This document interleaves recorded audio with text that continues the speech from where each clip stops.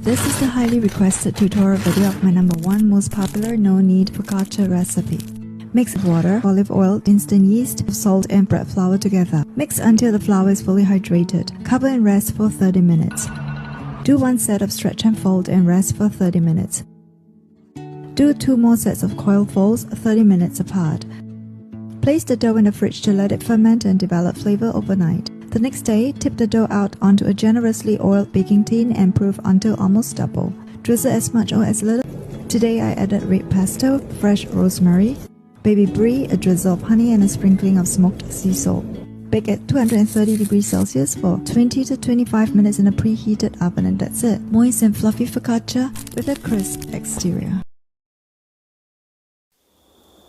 She galvanized me, steady like steel, back on my feet, living for the thrill again, loving for another day.